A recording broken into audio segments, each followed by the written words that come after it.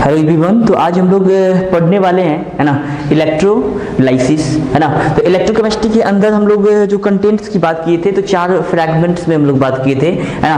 क्या क्या था? सबसे पहले आपका था गैल्वेनिक शेल्स, है ना। आपका सबसे पहले जो था आपका इलेक्ट्रोकेमिकल सेल को हमने इलेक्ट्रोकेमिकल सेल को डिस्कशन कर दिए थे, है ना। इलेक्ट्रोलाइटिक सेल को के बारे में डिस्कशन हम नहीं किए थे। तो 4 जो सिलेबस हम बताए थे आपको, सबसे पहले था electrochemical cell, electrochemical cell,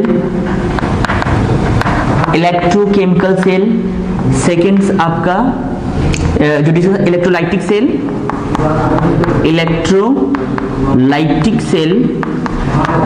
third था आपका ना कंडक्टेंस,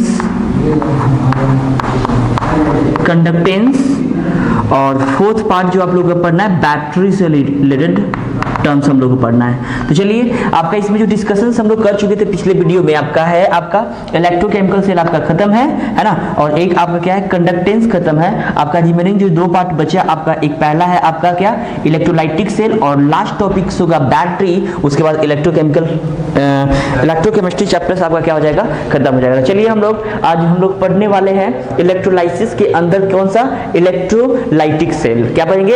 इलेक्ट्रोलाइटिक सेल, तो है ना। तो इलेक्ट्रोकेमिकल सेल्स में हमने क्या पढ़ा था, इसके अंदर क्या होता है, जो आपका केमिकल एनर्जी है ना, वो कन्वर्ट करता है। Chemical energy are converted into क्या, इलेक्ट्रिकल एनर्जी। और इसके अंदर हम लोग क्या पढ़ेंगे, इलेक्ट्रिकल एनर्जी किसमें कन्वर्ट करेगा, केमिकल एनर्जी में। चलिए, तो हम लोग अब स्टार्ट करेंगे क्या, इलेक्ट्रोलाइटिक सेल, है ना। इलेक्ट्रोलाइटिक सेल क्या होता है, इलेक्ट्रोकेमिकल सेल के बारे में जो भी आपका कंस्ट्रक्शन है, वर्किंग है ना, तो ये सब हमने डिस्कशन कर रखा है। तो चलिए, अब स्टार्ट हम लोग करते हैं इलेक्ट्रोलाइटिक सेल। तो सबसे पहले इलेक्ट्रोलाइटिक सेल होता क्या है ना। तो वैसा डिवाइस, है ना, हम डायरेक्ट लिखते हैं the devices which converted electrical energy into क्या, chemical energy are known as क्या, इलेक्ट्रोलाइटिक सेल। क्या बोलेंगे, इलेक्ट्रोलाइटिक सेल। तो what is electrolytic cells, the cell which converted electrical energy into क्या, chemical energy are known as क्या, electrolytic cell. That means हम यहाँ पे इनपुट के रूप में किसको देंगे ना, इनपुट के रूप में हम लोग क्या देंगे, इलेक्ट्रिसिटी प्रोवाइड करेंगे, और जो हमको आउटपुट मिलेगा वो क्या मिलेगा, आपका केमिकल रिएक्शंस। क्या मिलेगा, केमिकल रिएक्शंस। तो इसके बारे में जो इंपॉर्टेंट इंफॉर्मेशन है उसके बारे में हम डिस्कशन कर देते हैं, है ना। तो इलेक्ट्रोलाइटिक सेल में जो आपका इलेक्ट्रिकल एनर्जी है ना, electrical energy are converted into क्या, chemical energy. Electrical energy are converted into क्या, इलेक्ट्रिकल एनर्जी। सेकंड पार्ट, है ना, सेकंड पॉइंट, यहाँ पे इनपुट के रूप में हमको क्या देना पड़ेगा, है ना। इनपुट इसमें होता है आपका क्या, इलेक्ट्रिकल एनर्जी, है ना, इलेक्ट्रिसिटी। इनपुट हमको इलेक्ट्रिसिटी के रूप में देना होगा, इलेक्ट्रिकल एनर्जी, है ना। और यहाँ पे जो आउटपुट मिलेगा, है ना, आउटपुट मिलेगा वह क्या मिलेगा, chemical energy. Chemical energy that means क्या, केमिकल रिएक्शंस अकर होगा। क्या होगा, विदाउट इलेक्ट्रिसिटी का केमिकल रिएक्शंस अकर नहीं होता। समझिए, पहले इनपुट के रूप में हम इलेक्ट्रिकल एनर्जी देंगे और आउटपुट हमको क्या मिलेगा, chemical reaction. Second point.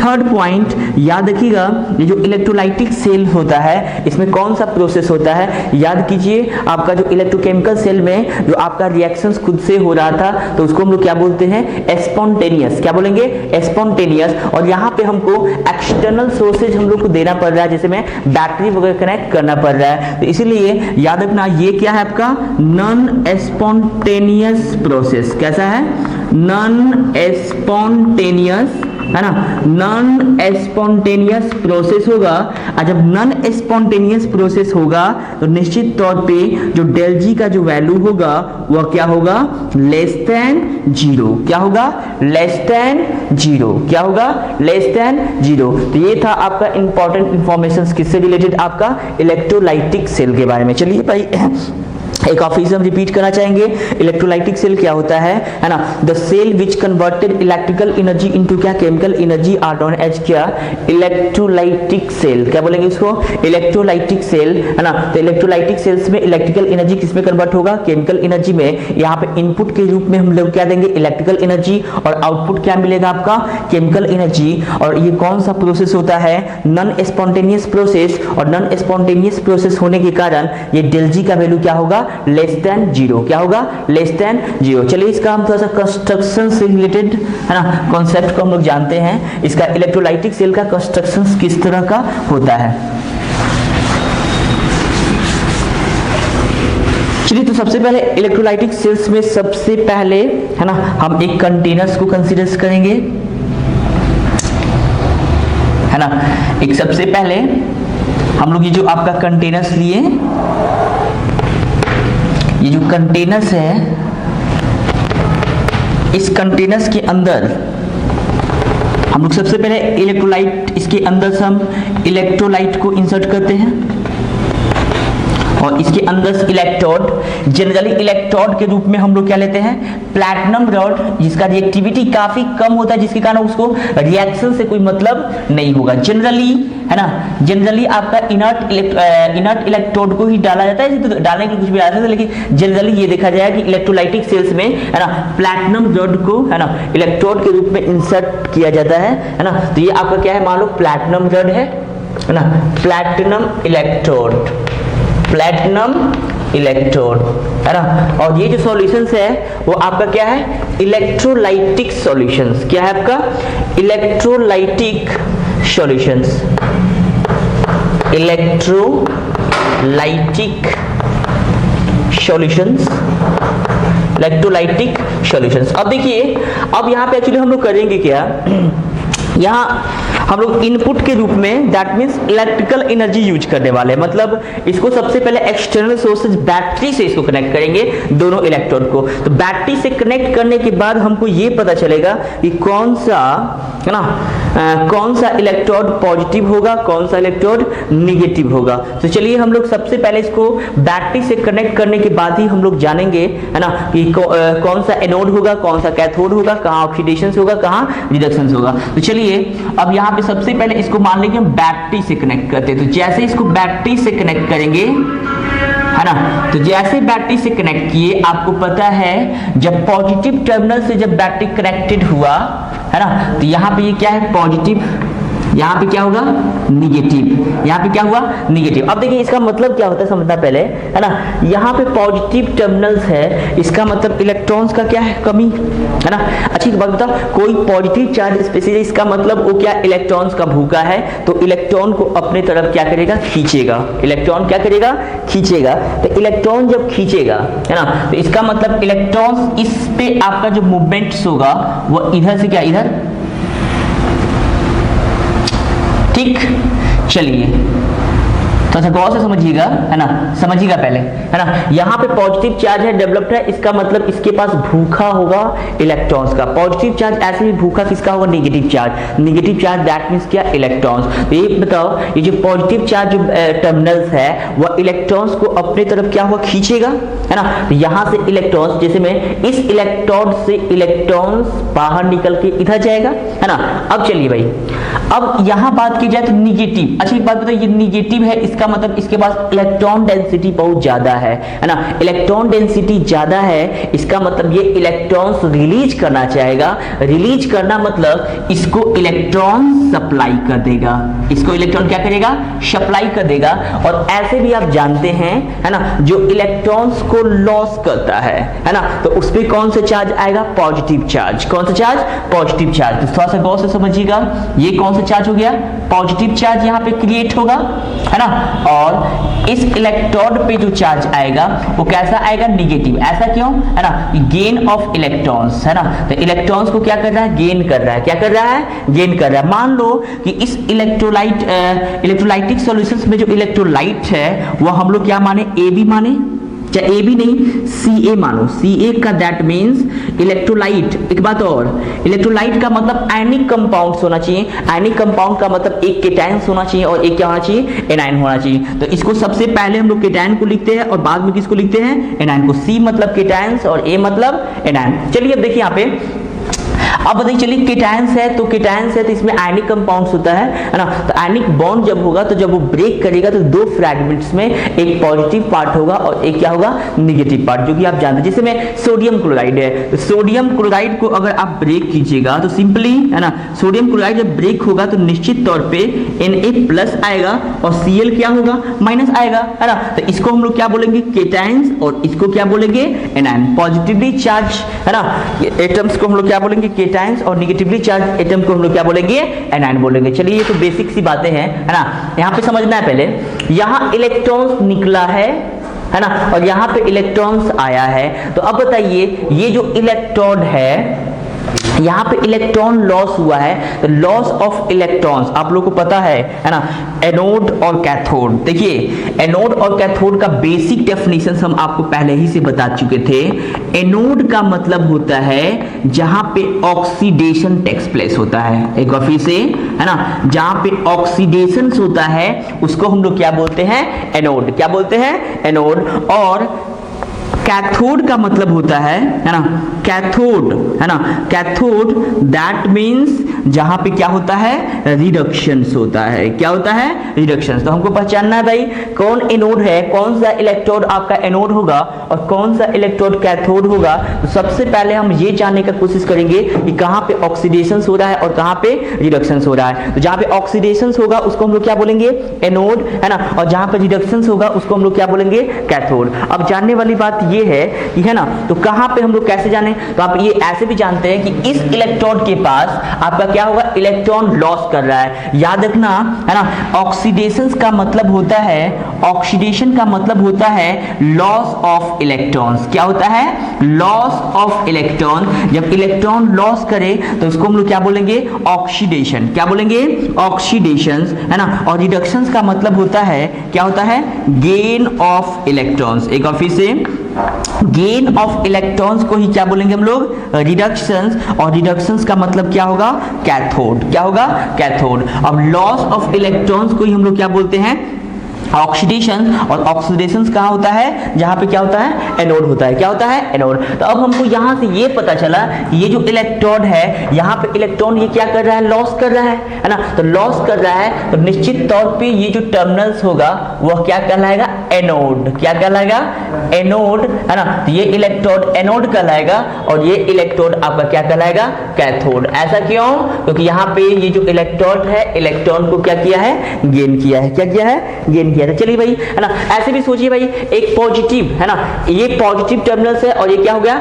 Negative terminals है ना। तो इसको हम लोग बोलेंगे एनोड और इसको क्या बोलेंगे, कैथोड। और ऐसे भी देखिए यहाँ पे समझिए, पहले इस टर्म में तो बोलना सही नहीं है, इस टर्म में देखिए यहाँ पे केटायंस और एनायन है। ऐसे भी समझिए भाई, यहाँ पे केटायंस और क्या है, एनायन है। तो केटायंस और एनायन ब्रेक कैसे होगा बताइए, C+ में, और A क्या होगा, माइनस होगा, है ना। समझिए ऐसे, है ना, केटायन और एनायन का मतलब C+ और A-। इसको हम ऐसे भी बोल सकते हैं कि कौन सा एनोड होगा, कौन सा कैथोड होगा।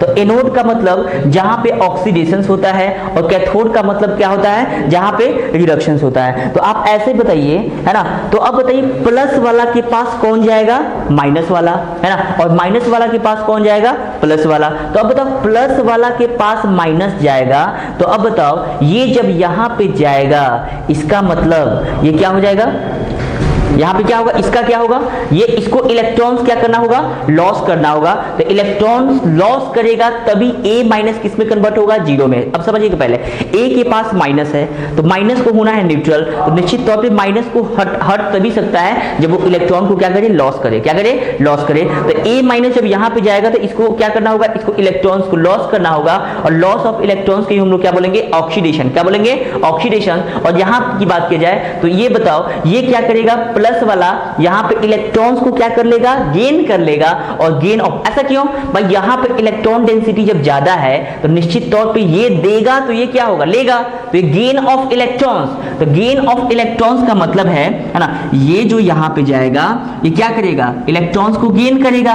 है ना। तो इलेक्ट्रॉन को जब गेन करेगा तो यहाँ पे क्या होगा, रिडक्शन, और ए माइनस यहाँ पे जाएगा, इसका मतलब इलेक्ट्रॉन को क्या करेगा, लॉस करेगा। और लॉस करना मतलब क्या, ऑक्सीडेशन। यही कारण है कि इसको एनोड और इसको क्या, कैथोड, और एनोड दैट मींस यहाँ पे क्या होगा, पॉजिटिव टर्मिनल्स, और कैथोड का मतलब क्या, निगेटिव टर्मिनल्स। चलिए, उम्मीद करते हैं कि आपको यहां तक समझ में आया होगा।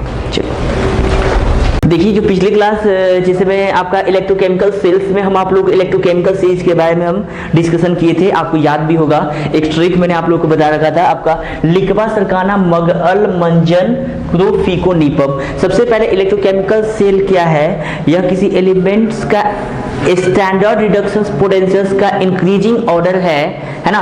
क्या है, इंक्रीजिंग ऑर्डर्स है ना, जिसे हम ये पता चल सकते हैं कि कौन सा ऑक्सीडाइजिंग ऑर्डर और रिड्यूसिंग ऑर्डर्स का आपका ऑर्डर क्या होगा, हम कैसे अरेंज कर सकते हैं, वही बताता है। तो इलेक्ट्रोकेमिकल सीरीज है ना, इसको बहुत अच्छे तरीके से हम डिस्कशन कर चुके थे, है ना। हालांकि ये जो इलेक्ट्रोलाइसिस चैप्टर्स पढ़ रहे हैं, इलेक्ट्रोलाइसिस टॉपिक के अंदर, है ना, जब तक आपको इलेक्ट्रोकेमिकल सीरीज का आइडिया नहीं होगा तब तक इसके क्वेश्चंस को आप अटेम्प्ट नहीं ले पाइएगा। तो चलिए, हम लोग थोड़ा सा ट्रिक पढ़ते हैं। थोड़ा सा बच्चे को, बहुत सारे बच्चे को कॉम्प्लिकेटेड भी लगता है, लेकिन 2-3 बार प्रैक्टिस करने के बाद, है ना, बहुत अच्छा आपका हो जाएगा, ठीक है ना। तो सबसे पहले इस ट्रिक को देखिए आप, है ना, और यहाँ पे जो है विशेष बात आपका कुछ हम ऐड किए हैं, वो कहाँ कहाँ पे क्या ऐड करना है ना, इसको हम समझेंगे। यहाँ पे वाटर 2 जगह है, यहाँ पे भी H2O है और यहाँ पे भी H2O है। तो सुनिए, पहले एक चीज और है, इस केस में H2O याद रखना, है ना। अच्छा, एक बात बताओ, ये किसके ऑर्डर्स में, SRP का इंक्रीजिंग ऑर्डर। SRP का मतलब होता है, हम आप लोग को बताए थे, SRP दैट मींस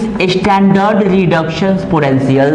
क्या था, स्टैंडर्ड रिडक्शन पोटेंशियल का इंक्रीजिंग ऑर्डर, दैट मींस छोटा वाला सबसे पहले और बड़ा वाला सबसे बाद में। तो याद रखना, ये हाइड्रोजन का जो SRP होता है वह क्या होता है, 0। क्या होता है, 0। और हम आपको बोल दिए कि ये इंक्रीजिंग ऑर्डर में है, तो इंक्रीजिंग ऑर्डर में है, इसका मतलब ऊपर वाला कम होगा और नीचे वाला क्या होगा, ज्यादा होगा। याद रखना, हाइड्रोजन के ऊपर वाला जो होता है उसमें SRP का वैल्यू क्या होता है, निगेटिव होता है। क्या होता है, निगेटिव। और हाइड्रोजन के नीचे जितना भी है ना, उसमें जो स्टैंडर्ड रिडक्शन पोटेंशियल का वैल्यू जो होता है वह क्या होता है, पॉजिटिव होता है। क्या होता है, पॉजिटिव होता है। इसका मतलब SRP का सबसे लोएस्ट वैल्यू किसका है, लिथियम प्लस का, और यहाँ पे किसका है, सबसे ज्यादा किसका है, F माइनस का। किसका है, F माइनस का। अब बताइए, ये हम क्या लिखे, Li plus, K plus, Ba2 plus, Sr2 plus, Ca2 plus, Na plus, Mg2 plus, Al3 plus, Mn पे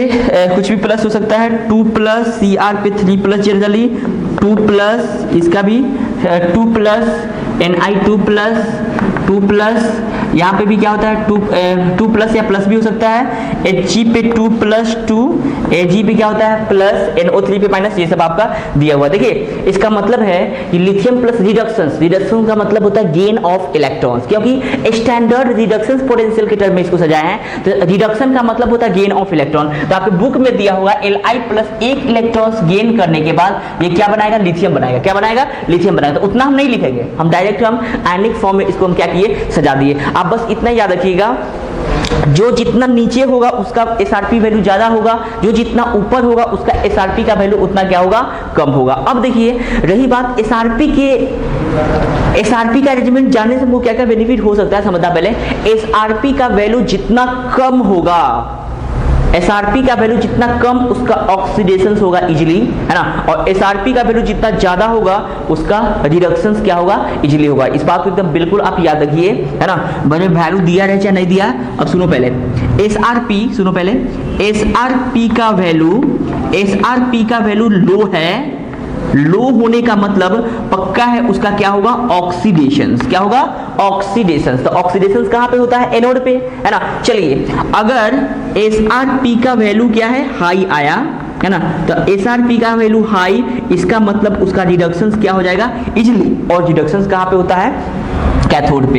याद रखना, ऑक्सीडेशन कहां पे होता है, एनोड पे, है ना, और रिडक्शन कहाँ पे होता है, कैथोड पे। कहाँ पे होता है, कैथोड पे। तो एक बात बताइए, है ना, चलिए एक बात ऐसी भी बताइए, दो चीज, एक ऑक्सीडाइजिंग एजेंट होता है टर्म्स और एक होता है रिड्यूसिंग एजेंट। ऑक्सीडाइजिंग एजेंट कहते किसको है, जो दूसरे को ऑक्सीडाइज करे और खुद क्या हो जाए, रिड्यूस हो जाए, उसको हम लोग क्या बोलते हैं, ऑक्सीडाइजिंग एजेंट। क्या बोलते हैं, ऑक्सीडाइजिंग एजेंट। और रिड्यूसिंग एजेंट का मतलब जो दूसरे को रिड्यूस करे और खुद को क्या हो जाए, ऑक्सीडाइज हो जाए, तो उसको हम लोग क्या बोलेंगे, ऑक्सीडाइजिंग एजेंट। सुनिए पहले एक बार फिर से, है ना, ऑक्सीडाइजिंग एजेंट का मतलब जो दूसरे को ऑक्सीडाइज करे और खुद क्या हो जाए, रिड्यूस हो जाए, तो ऑक्सीडाइजिंग। तो अब बताइए, हम यहाँ पे ये बोले हैं कि नीचे से ऊपर रिड्यूसिंग एजेंट बढ़ता है, तो रिड्यूसिंग एजेंट कहते किसको है, जो दूसरे को रिड्यूस करे और अपने क्या हो जाए, ऑक्सीडाइज हो जाए। और अपने ऑक्सीडाइज कौन हो सकता है, जिसका एसआरपी का वैल्यू क्या होगा, कम होगा। और ऐसे भी जानते हैं, ऊपर जाना मतलब एसआरपी का वैल्यू कम और नीचे आना मतलब एसआरपी का वैल्यू क्या होगा,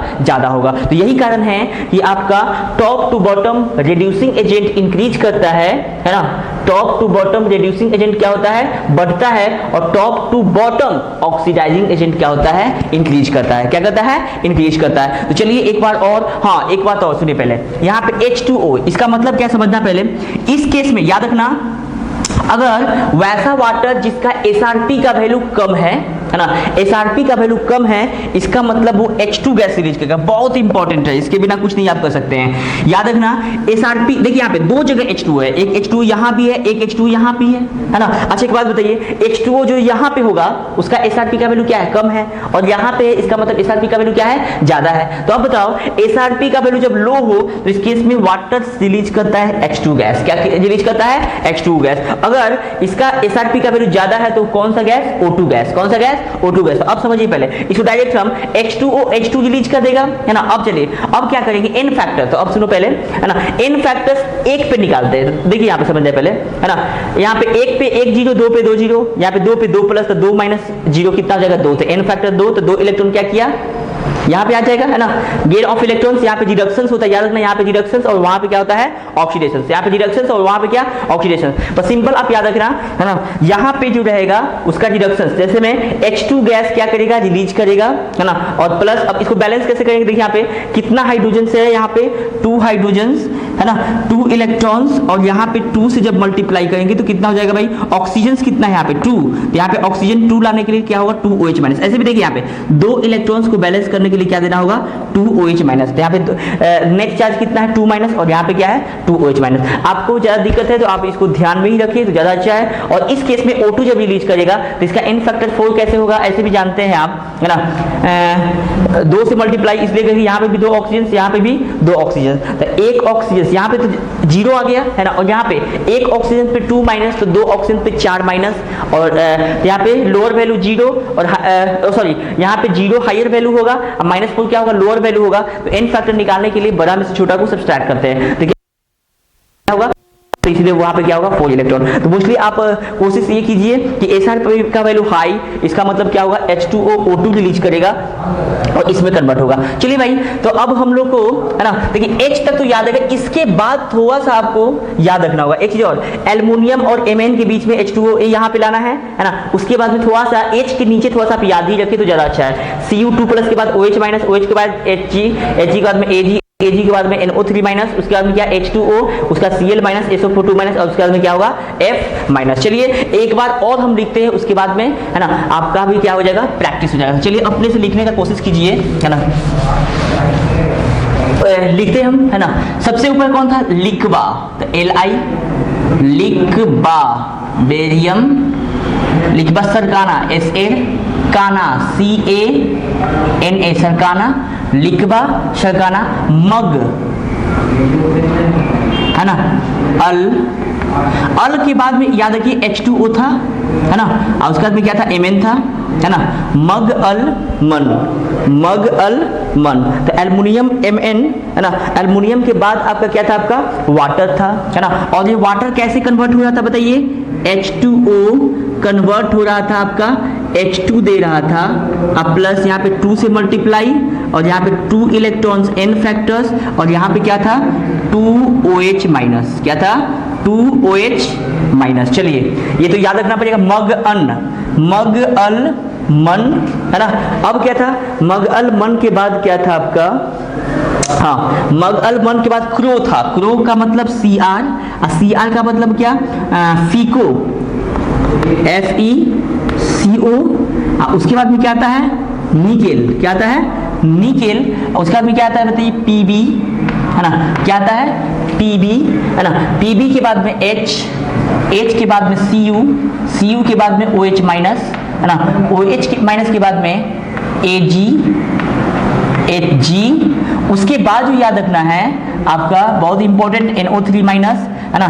NO3 माइनस के बाद में आपका क्या था, H2O फिर से आया था, लेकिन यहाँ पे H2O कैसे कन्वर्ट हो रहा था, है ना। H2O कन्वर्ट करने का तरीका था 2H2O कन्वर्ट हो रहा था O2 में, प्लस O2 में प्लस किसमें, n फैक्टर्स 4 इलेक्ट्रॉन्स, है ना।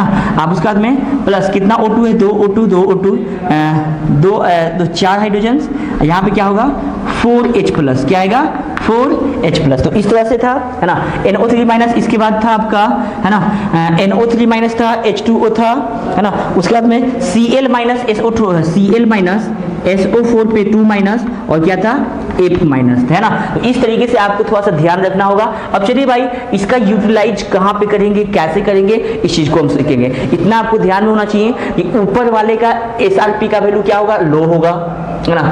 ये SRP का वैल्यू क्या है, लो होगा, है ना।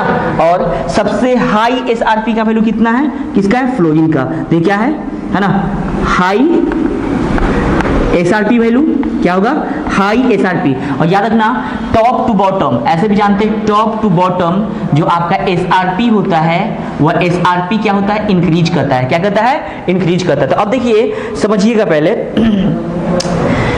अब यहाँ पे एक्चुअली हम लोग पढ़ने वाले हैं इलेक्ट्रोलाइसिस। तो इलेक्ट्रोलाइसिस का मतलब है कि जो आपका जब इलेक्ट्रिकल एनर्जी आउटपुट देगा। देखिए इलेक्ट्रोलाइसिस में दो चीज पढ़ते हैं, एक आता है क्वालिटेटिव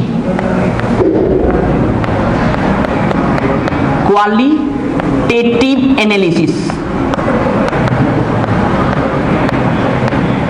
ठीक, और एक होता है क्वांटिटेटिव एनालिसिस। समझना है पहले, है ना। आपका इलेक्ट्रोलाइसिस के अंदर दो चीज पढ़ना है, एक क्वालिटेटिव और एक है क्वांटिटेटिव। तो ये क्वालिटेटिव क्या होता है, क्वालिटेटिव का मतलब देखिए समझिए पहले, जिसे में आपका ये जो आपका सिस्टम्स जो था, इसके अंदर मान लो कि इलेक्ट्रोलाइट हम NaCl डाले, तो आपको तो पता है कि जब इलेक्ट्रोलाइट को, जब इलेक्ट्रोड को इंसर्ट किए तो इसको एनोड बोलेंगे और इसको कैथोड बोलेंगे, है ना। तो इसके पास माइनस वाला मतलब Cl माइनस यहाँ लिबरेट होगा, यहाँ पे Na। कब, जब ये मोल्टेन होगा, क्या होगा, मोल्टेन। देखिए यहाँ पे दो चीज है, NaCl का मीडियम, देखिए इलेक्ट्रोलाइट के मीडियम पे भी डिपेंड करता है कि कौन सा कैथोड पे रिलीज होगा और कौन सा एनोड पे रिलीज होगा। इसमें सोडियम क्लोराइड मोल्टन, देखिए मोल्टन का मतलब कोई मीडियम नहीं है, मोल्टन का मतलब सीधा सीधी हम नमक को हम क्या पिघलाए हैं, फ्यूज किए हैं हाई टेम्परेचर देकर के, क्या देकर के, हाई टेम्परेचर देकर के। तो इस केस में हम देखते हैं कि दो ही आयंस है, एक Na प्लस और Cl माइनस। तो आप आसानी से कर सकते हैं कि Na प्लस माइनस के पास, Cl माइनस प्लस वाला के पास, दैट मीन सोडियम आपका लिबरेट होगा मेटल्स कहां पे, कैथोड पे, है ना, और Cl लिबरेट होगा कहां पे, ये पे। लेकिन वही अगर एक्वस सॉल्यूशंस ऑफ NaCl डाल दिए, है ना, तो उसी में आप क्या हो गया, फंस जाइएगा। फंसने का कारण ये है कि इसमें वाटर भी आएगा, और वाटर का आप जानते हैं यहाँ पे रिडक्शंस भी हो रहा है और क्या हो रहा है, ऑक्सीडेशंस भी हो रहा है। तो आप इस केस में आप कंफ्यूज हो जाइएगा कि भाई इसमें भी तो भाई यहाँ भी ऑक्सीडेशन रिडक्शंस और यहाँ पे भी क्या हो रहा है, एक का ऑक्सीडेशन और एक का क्या हो रहा है, रिडक्शन। तो आप यहाँ पे ये कंफ्यूज कीजिएगा कि भाई किसका कहाँ पे ऑक्सीडेशन होगा, किसका कहाँ पे रिडक्शन होगा। मतलब हम लोग मतलब who will oxidise and who will क्या रिड्यूस, मतलब कौन ऑक्सीडाइज होगा और कौन रिड्यूस होगा, मतलब उसके क्वालिटेटिव एनालिसिस को समझेंगे, है ना। तो यही चीज है इलेक्ट्रोलाइसिस के अंदर दो चीज, क्वालिटेटिव और क्वांटिटेटिव। क्वांटिटेटिव का मतलब क्वांटिटी, सबसे पहले हमको यही नहीं पता होगा कि कौन कहाँ पे लिबरेट होगा, तो हम लोग अमाउंट कैसे कैलकुलेट कर सकते थे। इसलिए हम लोग सबसे पहले हम लोग क्या पढ़ेंगे, क्वालिटेटिव एनालिसिस, उसके बाद क्या पढ़ेंगे, क्वांटिटेटिव एनालिसिस। तो क्वालिटेटिव एनालिसिस का मतलब हम सिर्फ ये सीखना चाहेंगे कि कौन सा सब्सटेंस किसी भी इलेक्ट्रोलाइट के अंदर कौन सा फ्रैगमेंट्स है ना, कौन सा फ्रैगमेंट कहा जाएगा कैथोड पे या एनोड पे। तो उसी के लिए हम लोग पढ़ते हैं क्या, इलेक्ट्रोकेमिकल सीरीज, जो कि काफी क्या है इंपॉर्टेंट है। चलिए तो इसके एग्जांपल्स के थ्रू बहुत सारी चीज हम क्लियर करेंगे, है ना। तो अब देखिए समझना पहले, है ना। तो NaCl के अंदर मोल्टन तो Na प्लस कहा जाएगा, है ना, प्लस मतलब ये वाला, है ना, कैथोड ये आपका केटायन जाएगा कैथोड के पास और एनायन जाएगा एनोड के पास। तो कौन कहाँ पे क्या लिबरेट होगा, इसी से संबंधित हम जानकारी देंगे। चलिए तो अब हम लोग स्टार्ट करते हैं। तो ये पॉइंट तो आपको समझ में आया होगा, है ना। अब दो चीज आपको जानना है ना, कहाँ पे ऑक्सीडेशन हो रहा है, कौन ऑक्सीडाइज होगा, कौन सा रिड्यूस होगा। याद रखिएगा, है ना। अभी हम बताया कि जब SRP का वैल्यू, देखो यहाँ पे दो चीज, हम दो कंपार्टमेंट लिए, हम एक हम लिए कैथोड, ये सबसे पहले एनोड, और एक फ्रैगमेंट हम लिए किसका, कैथोड का। तो देखिए एनोड का मतलब जहां पे क्या होगा, ऑक्सीडेशन होगा, क्या होगा, ऑक्सीडेशन। और कैथोड का मतलब जिसका क्या होगा, रिडक्शन होगा। तो इलेक्ट्रोलाइट का वही फ्रैगमेंट्स एनोड के पास जाएगा जिसका क्या होगा, ऑक्सीडेशन होगा, वही फ्रैगमेंट कैथोड के पास जाएगा जिसका क्या होगा, रिडक्शन होगा। तो चलिए भाई, तो ऑक्सीडेशन उसका होता है जिसका SRP का वैल्यू, है ना, जब SRP का वैल्यू क्या हो, लो हो, क्या हो, लो हो। तो याद रखना, SRP का वैल्यू लो हो, है ना, तो उसका क्या होगा, ऑक्सीडेशन, है ना। और जब SRP का वैल्यू क्या हो, हाई हो, क्या हो, जब SRP का वैल्यू क्या हो, हाई हो, है ना। तो SRP का वैल्यू जब हाई होगा तो उसको हम लोग क्या बोलेंगे, है ना, वो कहाँ पे लिबरेट होगा, कैथोड पे। क्यों, क्योंकि SRP का वैल्यू हाई का मतलब रिडक्शन, वो कहाँ पे लिबरेट होगा, कैथोड पे। और SRP का वैल्यू लो, उसका मतलब उसका ऑक्सीडेशन होगा, और वो कहाँ पे लिबरेट होगा, एनोड पे। कहाँ पे होगा, एनोड पे। तो इसका, है ना, हाँ, तो हम लोग को कैसे पता चलेगा भाई किसका SRP लो और किसका SRP हाई होगा। तो ऐसे भी, इसीलिए हम क्या आपको बताते हैं, इलेक्ट्रोकेमिकल सीरीज। याद रखना, जो जितना ऊपर होगा उसका SRP वैल्यू उतना कम होगा, जो जितना नीचे होगा उसका SRP का वैल्यू क्या होगा, ज्यादा होगा। जैसे में आपको टक्कर है किसमें किसमें भाई, है ना, टक्कर है आपका, हम कह दिए कि भाई एक जगह सोडियम से और एक जगह क्या है, क्लोरीन है। तो अब ऐसे भी समझिए भाई, है ना, सोडियम क्लोराइड दिए।